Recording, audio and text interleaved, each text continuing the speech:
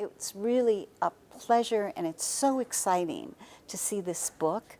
The book is fabulous, and as an expert, I can say, wow, this is really great to be able to have brought this together to compile all of the stories that went on in each of these countries. And I'm recommending it strongly to people in multiple countries. And I hope when they read it, they could say, oh, we could do this. We should join.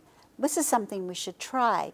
The world needs interventions. We need to be able to study and know what works and what doesn't work. If you think about where education and research has been for pretty much up to this point, what have we really focused on in terms of an output?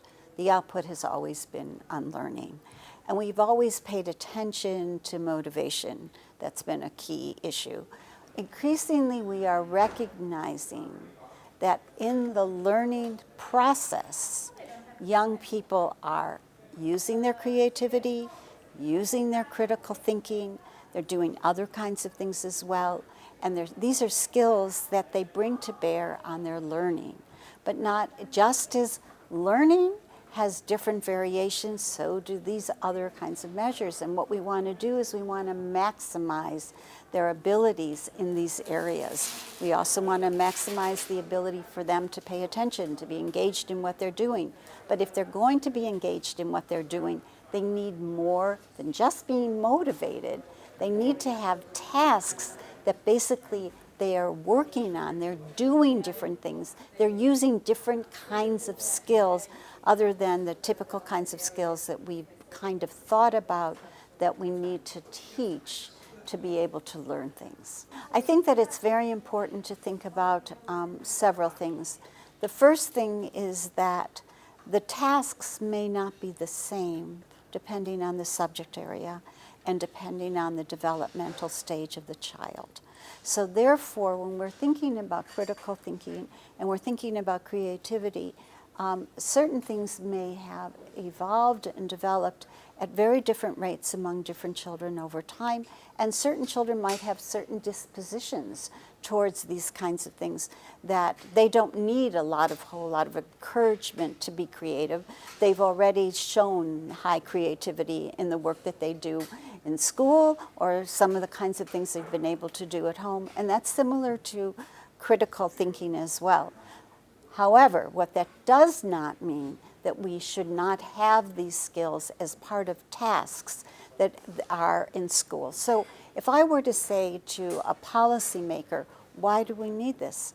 Well, you could say to a policymaker, well, why do we need this? Well, why do we need memorization? Why did we need handwriting? We're at a very different place right now.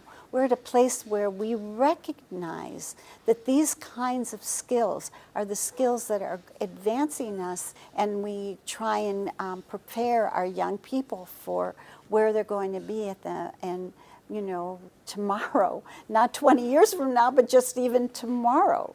So it's really important to think about the issues of creativity and critical thinking as part of what now we have an expanding understanding of what young people need to learn in school. It needs a place in the curriculum. Then in terms of professional development, it will work when we are thoughtful about the tasks that can, in fact, enhance its development. So in other words, what I'm saying is we will get very good effects by implementing creativity and critical thinking in the classroom when we have tasks that people understand and that teachers can interpret, oh, that's meaningful for me.